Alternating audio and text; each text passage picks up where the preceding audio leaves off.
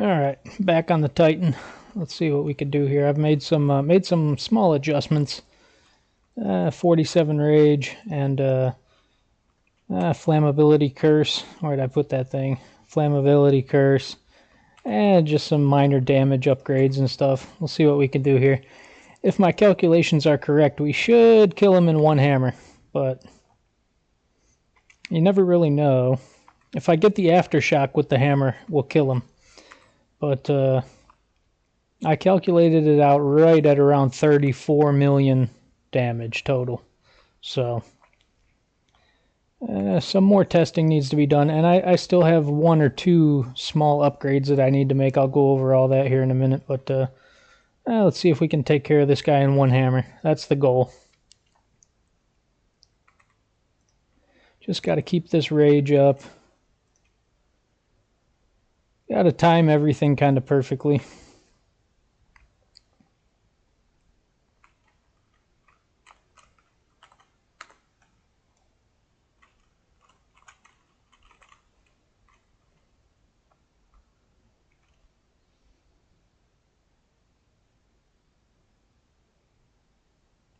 Yeah, one hammer. I was getting towards the end of that duration. I think it's 34 million damage that does. Yeah, no, it could be better, but we're getting there. I think in the last video did that just aftershock? I don't even know if that just aftershocked or not. I wasn't paying attention, but anyway, in the last video I did 15 million damage with an aftershock hammer. So I think we pretty much doubled the damage. I'll go over how I did it here. Let's see.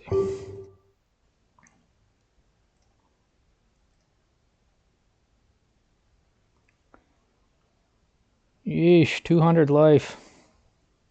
Might do a little something with that.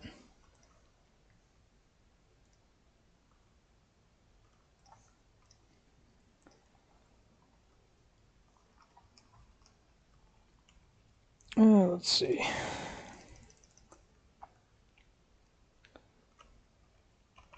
Life on an energy shield piece, I don't know, is it worth anything? No, 1x. Alright, so let's get into what we've done here. A couple little upgrades here. I was running these. I believe I was running these. I was running this and this. This might be a really old one. Yeah, this one's a really old one. I was running these two. See what my hammer damage was. Hammer damage was 605. I picked this up. You know, I had to throw down quite a few divines on that one, but it's a +7 with lightning damage and 626 total DPS.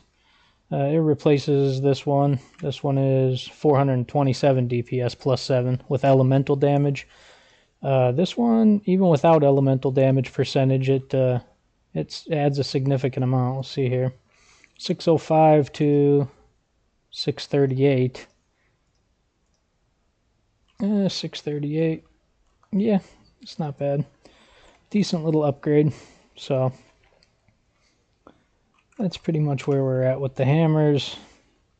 This one I think I had at like 14. Or no. This one's worth a little bit more. This one's like 15. That's it for the hammers. Let's see what we did. I got this new ring. It's got some flat damage. The fire damage could be like 2 tiers higher. So I'm on the lookout for a new ring. And this ring could have, instead of rarity, it could have another damage roll. But these mods are so hard to find. With the dexterity and the strength and shit, people want like 50 divines for this ring with no damage on it. Or like, maybe I'm exaggerating, maybe like 15 divines with no damage on it. And at that point, I can't even like... I'll be spending whittlings and all kinds of stuff trying to craft damage onto it, and I just don't want to do all that. But I have a couple live searches going, and we'll get it figured out. But we got the Ingenuity belt, 76% with 40 max life roll. I did some math a while ago where I thought, well, should I get the 80% with the whatever, or 85% or 90% or whatever, 50 divines, and 40 flat life is pretty much comparable to the life you'd get from that from a percentage, but and you'd obviously get a little bit more damage and a little bit more resistances and stuff like that. But we're just trying to boost up. We're not trying to spend 50 divines here. We're just trying to boost up the life a little bit. So when I put this on, I got like 400 life. Oh, let's see. Got a new shield. I was running this shield. Go over why I changed it here. Okay, so for this shield, the resistances are, well overcapped for, like, I'll put this on for, like, an elemental weakness map. And my life goes down a little bit, but it's not noticeable. And then, like, in a simulacrum, I'll put this on for a simulacrum because you never really know what's going on in there, like, what the mods are going to be. So it's best to have, your resistances well overcapped. And then this one just gives like more life. So this one gives strength, 27 strength, and you lose cold resist. So anyway, there's the reasoning behind that. These are a pain in the ass to get with 2 sockets. I mean, with the block chance and the the maximum life and the 2 sockets, they're few and far between. They're hard to get. So yeah, just testing it out. Let's see, what else did I change? I got level 20 Hammer of the Gods instead of level 19. That's kind of a big upgrade, like 4 or 5 divines for that. I've been trying to run T18 maps and trying to find a level 20 gem. I've not found one level 20 gem in my whole career here, so I might have to run more level T18 maps. Let's see, flammability. I added flammability to the build. What you just saw was level 4 Xesht with 0 fire resistance. I believe he started off with 75 fire resist. And between this lowers it by 35% with the quality. This lowers it 35%. And then the fire exposure from this makes that 55. So it lowers it by 55%. And then I have 28% penetration on the tree. So, it's gonna stop at 0, but it lowers it to 0. So a level 4 Xesht with 0 fire resist, and I had some points here. I had these points here. It was like 20 strength between these two and this. It was 20 strength and a bunch of armor. And when I rerouted it here, and I got 10 strength. So I lost 10 strength, but I gained like 17 maximum rage. So the rage is really good. It's like one of the best damage modifiers I've ever seen. And how we scale that up is with Berserk. Berserk grants 58% increased rage effect. So 47 times 58. I believe it's 74% more damage. So the Hammer of the Gods does 74% more damage, not increased damage. So that's almost double damage. 47%. I've done some looking around, and you can get max rage on jewels and stuff. I think you could probably get this up to like 50 or 55, but that's probably gonna max it out. And then you'd have to path who knows where the hell you'd have to path all over the place to get it. So I'm cutting it off at 47. Let's see, what else do we do? We changed the mace. We changed that. There was something else that I forgot. I think that was pretty much it. Flammability, the mace. I got rage. That's pretty much it. And then the flat damage, and then this. And we went from 15 million to 34 million damage.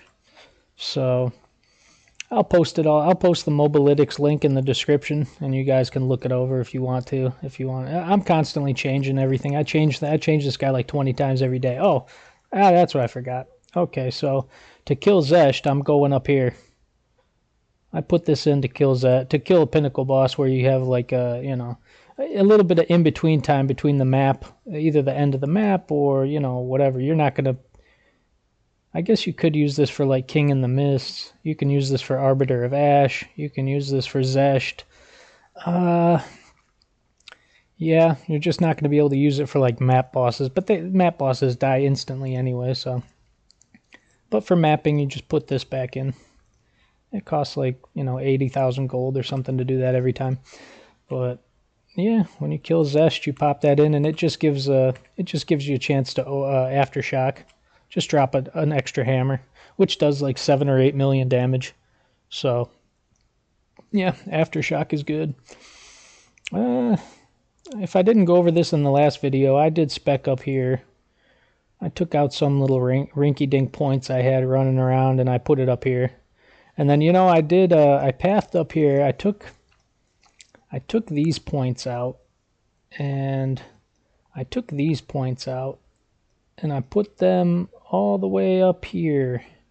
And this gives you like 104% increased elemental damage, fire damage, different, fire damage, ignite duration, and stuff like that.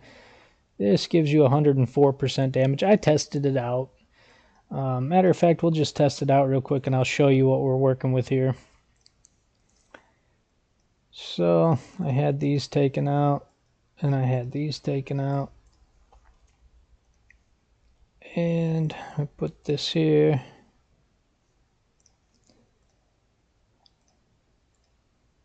And I'll show you how the damage can be a little bit misleading here with this tooltip.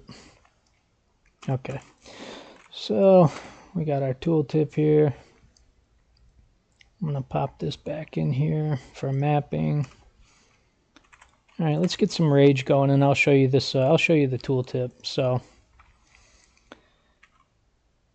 it's kind of misleading with the damage on the tooltip because, it doesn't reflect the true damage of what's going on. And not everything shows up on the tooltip, and I'll explain that in a minute here. But like with those nodes on the tree, I think we get up to 1.22 million, something like that.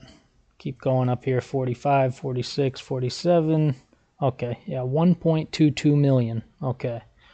Now just keep that in mind. With 705 ignite damage per second, 705k ignite damage per second, and 629 on the other weapon. Okay, so there's that, 1.22 million. All right, keep that in mind. We'll go back over here, pop these out.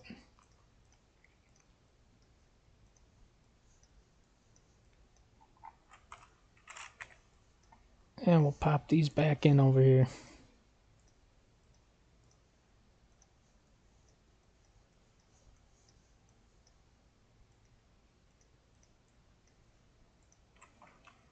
Now these combined is like 150. This is 54. This is 22, 44, 84. So that's 154 or 155%. I might be one off here. 154% damage. And this was, I believe, 104. So 104. All right, now let's do that again. Damn, this thing's still, the totem's still there. Jesus Christ. All right, so yeah, 1.1 million. 1.1 million with 642 ignite and 572 ignite. So we lost like 60 or 70,000 ignite damage per second on the tooltip. But what doesn't show up on the tooltip is literally any of this damage. None of this damage shows up on the tooltip, except this. This does. This does. But these don't. These, there's a condition. They're conditional.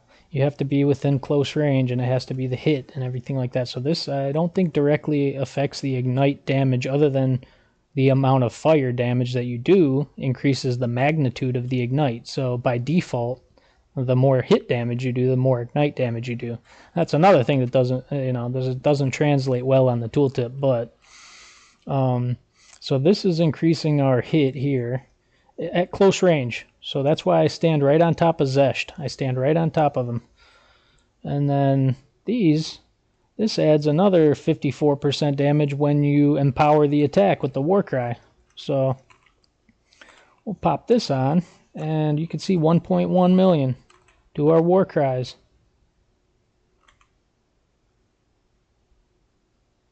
And we're still empowered. We're still glowing red like this. And you can see it's still 1.1 million. Didn't do anything. So, the war cries aren't empowering the damage on the tooltip. But they're adding 54% increased damage, which is probably like 40 or 50k. And then this is another like 100. It ends up being like 1.5 million. So that's how I got the 34 million in my calculations. Because up here, I did 29 million. When I hit Xesht with all this shit, I did 29 million damage. And with this, I do 34 million. So, anyway, that's just my little rant. I do a lot of calculations and a lot of bullshitting in my head, and in this on this Titan all day, and that's one of the things I did. But 34 million damage with the aftershock and the ignite, and then getting close to 10k life anyway. 9,900. I think in the next video I'll have over 10k in the next video, and then we'll see. I want to kill Arbiter of Ash level 4 in one hammer and do some other stuff. So I'll show you a level 15 wave 15 simulacrum. I did one of them today. I did one 15 simulacrum, and then I got sidetracked doing other stuff. And then I got to do a couple more arbiters. I really don't want to buy any tablets, any fragments. I like to farm up my own fragments. I don't know. Do I do enough breaches? I think I do enough breaches. I got a couple of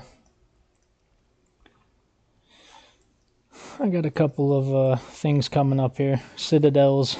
I got a couple of citadels coming up that I need to path over to, and we'll do Arbiter level 3 and level 4. I don't want to pay for those, so anyway, that's the update. I'll post the mobalytics in the description. Let me know if you have any questions.